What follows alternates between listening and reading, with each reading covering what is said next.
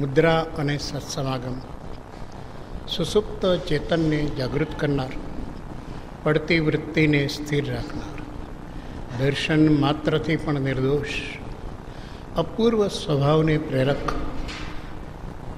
સ્વરૂપ પ્રતીતિ, અપ્રમત સંયમ અને પૂર્ણ વિતરાગ નિર્વિકલ્પ સ્વભાવના કારણભૂત, છેલ્લે અયોગી સ્વભાવ પ્રગટ કરી અનંત અવ્યાબાદ સ્વરૂપમાં સ્થિતિ કરાવનાર ત્રિકાળ જયવંત વર્તો. ઓમ શાંતિ શાંતિ શાંતિ. અનંત અનંત ભાવ ભેદથી ભરેલી ભલી અનંત અનંત નાય નિક્ષેપે વ્યાખ્યાની છે. અનંત અનંત સકળ જગત હિતકારિણી હારિણી મોહ તારિણી ભવાબ્ધિ મોક્ષ ચારિણી પ્રમાણી છે. અનંત અનંત ઉપમા આપ્યાની જેને તમારા વિતે વ્યર્થ આપવાથી નિજમતી મપાઈ મેં માની છે. અનંત અહો રાજ ચંદ્ર બાળ ખ્યાલ નથી પામતાએ જીનેશ્વર તણી વાણી જાણી તેણે જાણી છે. ગુરુ રાજ તણી વાણી જાણી તેણે જાણી છે. અનંત અનંત મહાદેવ્યા કક્ષિરત્નમ શબ્દજેતરવાત્મજમ રાજચંદ્રમહં વંદે તત્વલોચનદાયકં પ્રભુ તત્વલોચનદાયકં.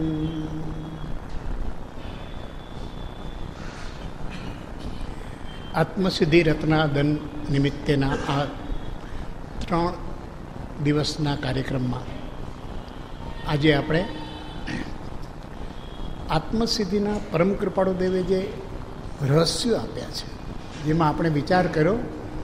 પહેલું રહસ્ય અવસ્થા, ગાથા 38માં. બીજું રહસ્ય અવકાશ, અવસ્થા પ્રાપ્ત થાય તો આત્મવિચારનો અવકાશ થાય અને તો જોગાનો જોગ બને છે. ત્રીજા રહસ્યની અંદર સંગતિ, એ યોગ્યતા થાય પછી એવા કોઈ જ્ઞાની પુરુષની જીવને યોગ થાય છે કે જેનો બોધ એને આત્મજ્ઞાન પ્રગટાવવાની ક્ષમતા ધરાવે છે. આ સંગતિ. અને ચોથું સિદ્ધિ, એ જે બોધ પ્રાપ્ત થાય એનાથી સાધકના જીવનમાં સુવિચારણા ઉત્પન્ન થાય છે અને આ સુવિચારણાથી નિજ જ્ઞાન થાય છે, જે જ્ઞાન એને મોહનો ક્ષય કરી અને નિર્વાણ પદની પ્રાપ્તિ કરાવે છે. એ જ વાતને પરમ કૃપાળુ દેવે આત્મસિદ્ધિની અંદર ઉપસંહારની અંદર જેને કહીએ કે સચોટ એક રૂપે, ઉપાય રૂપે કે આ મોક્ષનો ઉપાય શું, તો આ જે વાત કરી છે એ જ મોક્ષનો ઉપાય છે. આ સિવાય બીજો કોઈ નથી.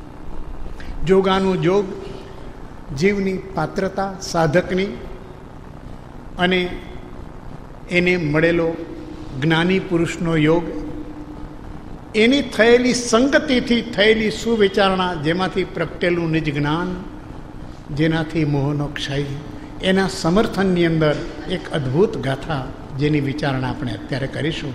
ગાથા 103માં કહ્યું, કર્મ મોહનીય ભેદ બે દર્શન ચારિત્ર નામ હણે બોધ વિતરાગતા અચૂક ઉપાય આમ. હજી મુમુક્ષુ તો અવિરોધ ઉપાયની માગણી કરે છે, અને જે ઉપાય હોય એનો ક્યાં ને ક્યાંક વિરોધ તો છે જ. કોઈ કંઈ કહે, કોઈ કંઈ કહે, મત દર્શન ભિન્ન છે, ઉપદેશકો ભિન્ન છે, ગચ્છ ભિન્ન છે, સંપ્રદાય ભિન્ન છે, માર્ગની પ્રરૂપણા ભિન્ન રીતે છે. શિષ્યને તો અવિરોધ ઉપાય જોઈએ છે. આ જ્ઞાની પુરુષ ત્યાંથી લક્ષ્ય હટાવે છે કે દુનિયામાં વિરોધ તો થયા જ કરશે, તું વિરોધની ચિંતા કરમાં, પણ અચૂક ઉપાય મળી જાય તો વિરોધની કોણ પરવા કરે? અચૂક ઉપાય, પ્રત્યક્ષ પોતાને એની અનુભૂતિ થાય, કાર્યની સિદ્ધિ થાય, પોતાનો આત્મ સ્વરૂપ પ્રાપ્ત થાય, એવી લક્ષ્યની નિષ્પન્નતા થાય, તો પછી વિરોધ કે અવિરોધની ક્યાં ચિંતા છે? વિરોધ ક્યાં સુધી આપણે એની ચિંતા કરવાની કે જ્યારે આપણને કાંઈ મળ્યું નથી, આપણા હાથમાં આવી ગયું તો લોકોને જે કહેવું હોય તે કીધા કરે.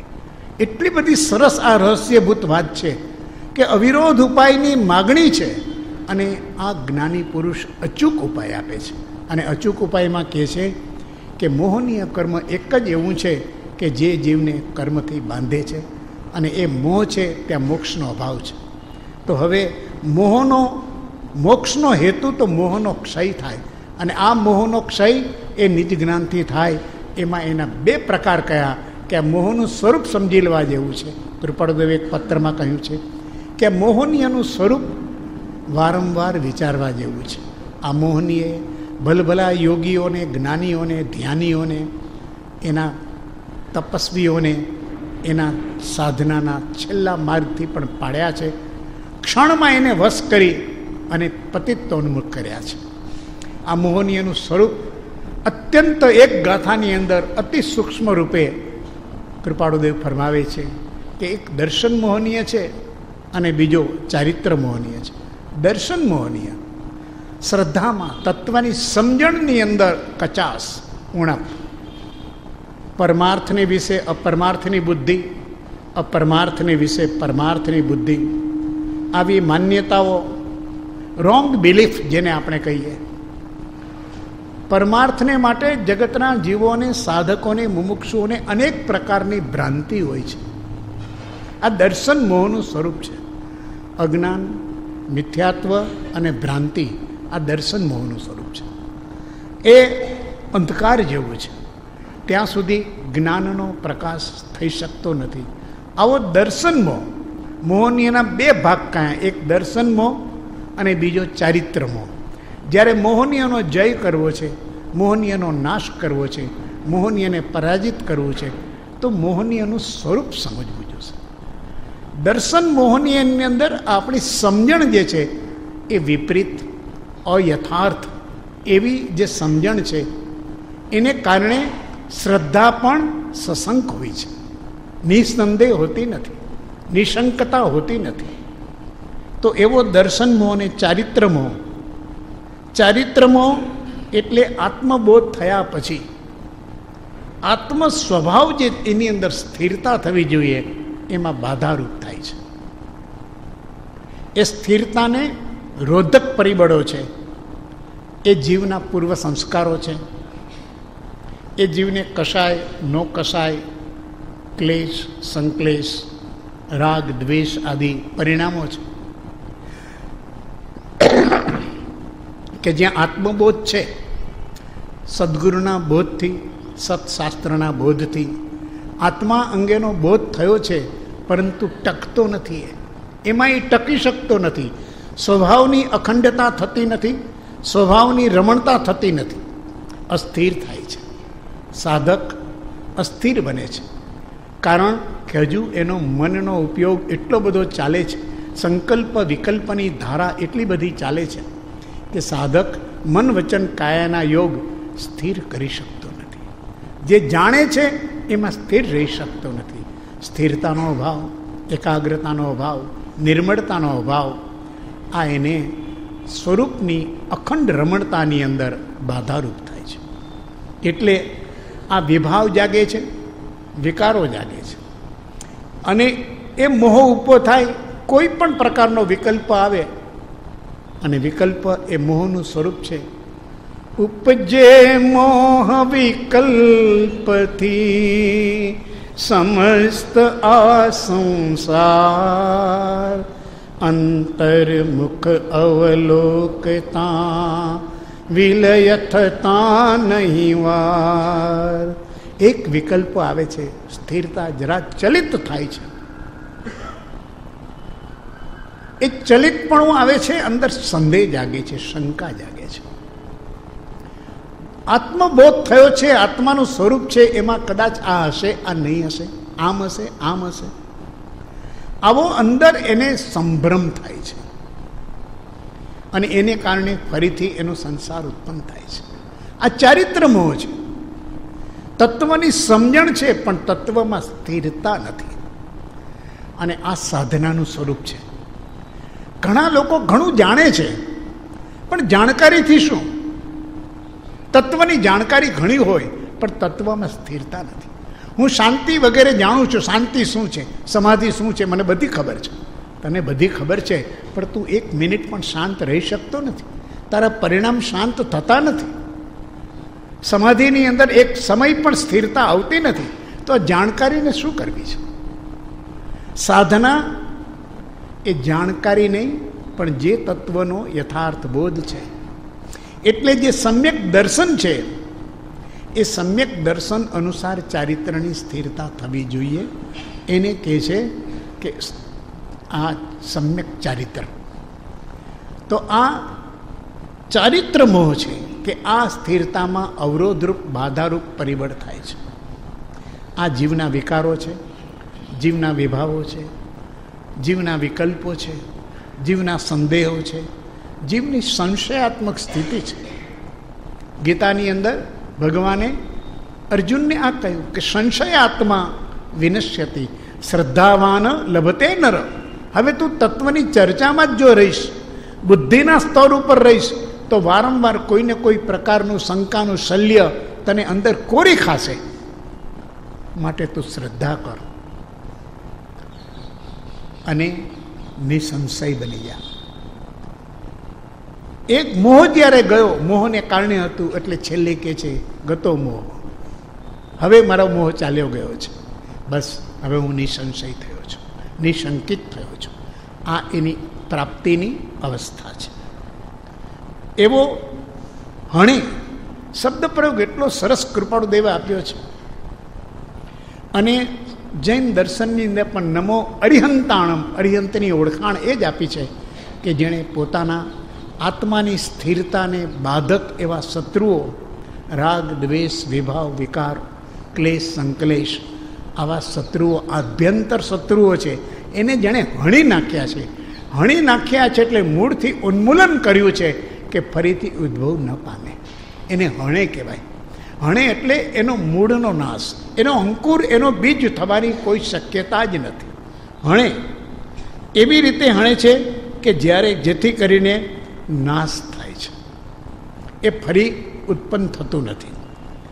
આવો એને જ્યારે શાસ્ત્રમાં બહુ સરસ વાત કરી છે કે બોધ હોય પણ સરાગ સંયમ હોય ત્યાં સુધી મુક્તિ નથી.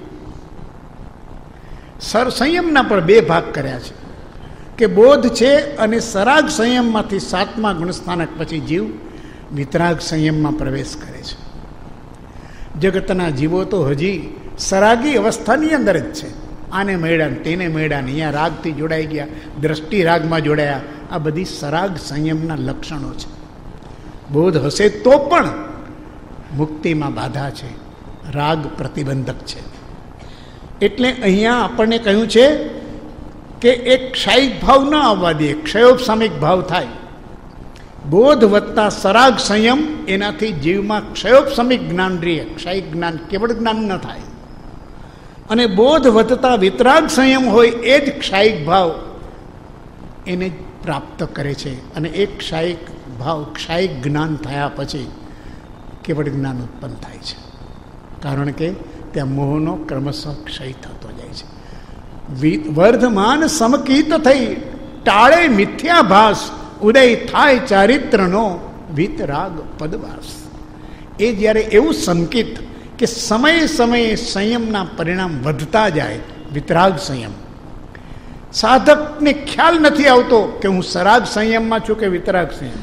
ઘણી બધી સાધના કરે, ઘણા તપ કરે, ઘણા વ્રત કરે, ઘણી શિબિરો કરે, ઘણા અનુષ્ઠાનો કરે, પણ સરાગ સંયમમાં છે, વિતરાગ સંયમમાં નથી. જ્ઞાનનું મૂળ ત્યાગ વિરાગને ચિત્તમાં થાય ને તેને જ્ઞાન.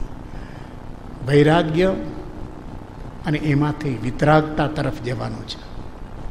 તો અહીંયા હણે એટલે વિતરાગતા, હણે એ શબ્દ મૂકે છે કે વિતરાગ બોધ હોવો જોઈએ. આવો બોધ તો પ્રકાશ સમાન છે, અંધકારને નાશ કરે. માત્ર શાસ્ત્ર જ્ઞાન નહીં. કયો બોધ હણે? તો માત્ર શાસ્ત્ર જ્ઞાન નહીં, માત્ર શબ્દનું જ્ઞાન નહીં, માત્ર વાચા જ્ઞાન નહીં. અહીંયા ફરી સાધક એક ભૂલના તબક્કે આવીને ઊભો રહે છે. જ્ઞાનની પરિભાષાની અંદર એ સમજે છે કે એ જે તત્વ છે એ શબ્દ દ્વારા જે વ્યક્ત થયું છે, બસ એ શબ્દ, એનો મહિમા, એના અલંકાર, એના ચકચકાટ, ભાષાનો વૈભવ, સમૃદ્ધિ, આ જ્ઞાન નથી. આ જ્ઞાન મૂળતઃ જીવના અજ્ઞાનને, મોહને હણી શકવાને સમર્થ નથી. અહીંયા એ જ્ઞાન જોઈએ છીએ કે માત્ર શાસ્ત્ર જ્ઞાન નહીં, અનુભવ જ્ઞાન. જ્ઞાનની પ્રાપ્ત કરવા માટે જ્ઞાનીઓએ કહ્યું કે એક તો આગમ જ્ઞાન, એ આગમ જ્ઞાનને સમજવા માટે યુક્તિઓ, યુક્તિ જ્ઞાન, અને યુક્તિથી પણ આગળ છે ભાઈ પૂર્ણ પ્રાપ્તિમાં અનુભૂતિ જોઈએ. પૂર્વધર હોય, આગમ વાંચ્યા છે, બધો અભ્યાસો છે, ભલે રહ્યો, પણ એના રહસ્યો સમજતો નથી, કહેવાનો આશય પકડાતો નથી, એનો મર્મ શું છે જ્ઞાનીઓનો જાણતો નથી. તો શાસ્ત્રમાં તો ધર્મ કહ્યો છે, મર્મ તો સત્પુરુષના અંતઃકરણમાં છે. તો અહીંયાથી યુક્તિ જાણે કે કઈ વાત કેવી રીતે, કયા ન્યાયથી સમજવી, આ યુક્તિ છે. અને વાતને સમજાય, એ વાતને યુક્તિથી સમજાય, પછી આગળનું સ્ટેપ છે, અને આગળનું કદમ એ છે કે એણે અનુભૂતિમાં ઉતરવું કે હું જે સમજ્યો છું એ બરોબર છે કે નહીં. એણે પોતાના સ્તર ઉપર, પોતાના ચૈતન્યના સ્તર ઉપર આ સાધના કરવાની છે. આને આપણે અનુપ્રેક્ષાની સાધના કહીએ છીએ, એ પહેલો તબક્કો, અને ધ્યાનની સાધના એ બીજો તબક્કો. અનુપ્રેક્ષાથી અનેક પ્રકારના વિકલ્પો સમાપ્ત થાય છે. એક વિષય ઉપર જીવ નિર્વિકલ્પ થાય છે. એ નિર્વિકલ્પ તત્વની એની અખંડ આરાધના એ એનું ધ્યાનનું કારણ બને છે. અને આ ધ્યાનમાંથી, આ ધ્યાનના અગ્નિ મોહને બાળે છે, કર્મને બાળે છે. કર્મ દાહ્ય છે, કર્મનો નાશ કરવા માટે એને સળગાવવા સિવાય બીજો કોઈ ઉપાય નથી. પણ કર્મને સળગાવવા માટે કોઈ લાકડા કામ આવે એમ નથી, જગતનું કોઈ ઈંધણ કામ આવે એમ નથી. કેવળ જ્ઞાનાગ્નિ અને કેવળ ધ્યાનનો અગ્નિ એ જ કર્મને બાળી શકે છે. અનંત કોટી કર્મની કરોડ હોય એને પણ બાળવાની તાકાત એક જ્ઞાનની, એક ક્ષણમાં ધ્યાનની, એક પળની અંદર છે. આવો ઉત્કૃષ્ટ એને જ્યારે બોધ ધ્યાનના રૂપમાં થાય છે, કૃપાળુદેવ કહે છે આવો મળે છે ત્યારે એને એ બોધ જ્ઞાનનો અગ્નિ પ્રગટે છે અને એ મોહનો નાશ કરે છે. અને એની સાથે કહ્યું કે કોને થાય આવો બોધનું જ્ઞાનાગ્નિના રૂપમાં પરિણમન કોને થાય? વિતરાગતા હોય તો થાય. હણે બોધ વિતરાગતા, બોધ પણ જોઈએ અને વિતરાગતા પણ જોઈએ. ફરીથી જે વાત આવી હતી 38મી ગાથામાં, 39માં, 40 ને 41માં, જોગાનું જોગ, દશા, જીવની પહેલા દશા, પછી એને બોધ એવા જ્ઞાની પુરુષનો યોગ, અને એને કારણે થતી સુવિચારણા, પોતાનો પુરુષાર્થ, એનાથી નિજ જ્ઞાન પ્રગટે. જે જ્ઞાન એના મોહનો ક્ષય કરે, એ નિર્વાણ પદ આપે. એને 103મી ગાથામાં કૃપાળુદેવ ફરીથી અહીંયા સમર્થન આપે છે કે મોક્ષને માટે, નિર્વાણને માટે, મોહના નાશને માટે કર્મના નાશ માટે, દુઃખનો ક્ષય, કર્મનો ક્ષય, મોહનો ક્ષય, ભવનો અંત, પરિભ્રમણની સમાપ્તિ માટે બોધ અને વિતરાગતા સિવાય બીજો કોઈ માર્ગ નથી. અને આ માર્ગ છે એ અચૂક છે, બીજો કોઈ નથી. એટલે કોઈ એની અંદર અભિમાન નથી, કોઈ અભિનિવેશ નથી, પણ અચૂક છે. અચૂક એટલે તું અનુભવી કર. બીજા ગમે તે અવિરોધ માર્ગ ઘણા મળશે, પણ અચૂક મળવો મુશ્કેલ છે. કેટલી વાત સારી હોય કે એનો કોઈ વિરોધ ન કરી શકે, પણ પરિણામ પણ ન આપે. એનું શું કામ છે? વિરોધ નથી કોઈનો, પણ પરિણામ પણ નથી. કૃપાળુદેવ લક્ષ્ય કરાવે છે કે હે શિષ્ય, અવિરોધની ચિંતામાં પડમાં. વિરોધ જેને કરવો એ કરે, પણ મને જે પ્રક્રિયાથી, જે માર્ગથી મને પરિણામ મળે છે, તો મારે પછી લોક મૂકે પોક, મારે શું કામ છે? એટલી અદ્ભુત વાતમાં ફરી બે તત્વ વિનોવાઈએ છે. અણે બોધ, વિતરાગતા. બોધ છે આ જોગાનું જોગ છે. વિતરાગતા એ જીવની પોતાની અવસ્થા છે. આ અવસ્થા, આ પાત્રતા અર્જિત કર્યા વિના સદગુરુ બોધ સુહાય. બોધ બહુ સરસ છે, પણ એની સંગતિ થતી નથી. જીવની સાથે એની સંગતિ થતી નથી. અને સંગતિ ન થવાને કારણે જીવની અંદર જે પોતે એની અંદર જ્ઞાન સ્વરૂપ છે, એ જ્ઞાન સ્વરૂપ એ સુવિચાર ધારાની અંદર પ્રગટ થતું નથી. એનામાં ક્યાંય સુવિચારણા પ્રગટ થઈ નથી. એ દલીલ કરતા શીખી જશે, એ ભાષણ કરતા શીખી જશે, એ વાદ વિવાદ કરતા શીખી જશે. સુવિચારણા ઉત્પન્ન નહીં થાય.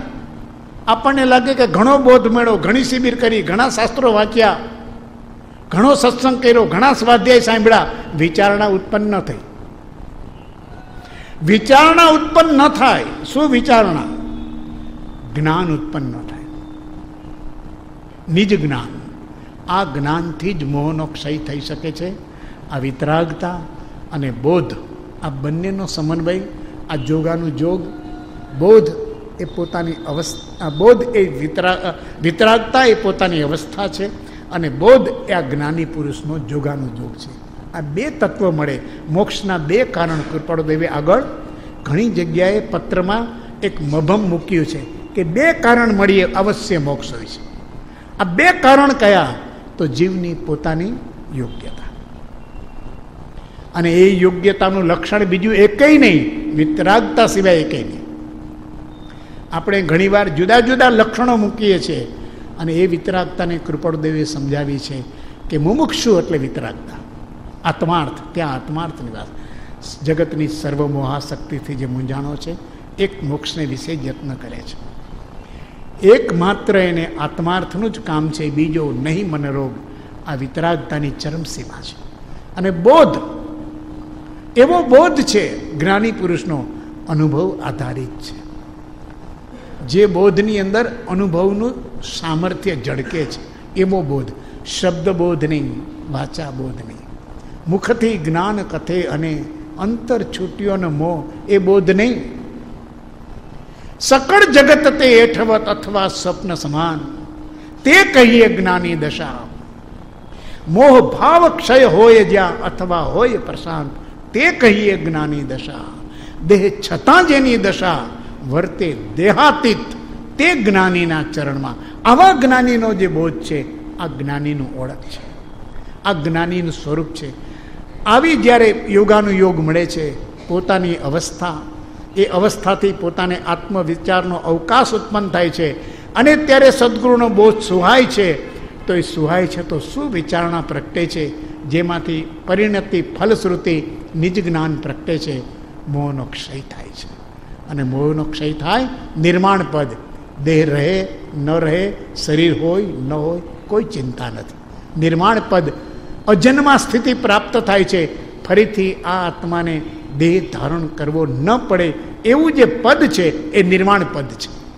અને અશરીરી પદ છે, એ મોક્ષ પદ છે. પણ જેને નિર્વાણ પદ પ્રાપ્ત થયું છે એને મોક્ષ પદ અવશ્ય પ્રાપ્ત થશે જ.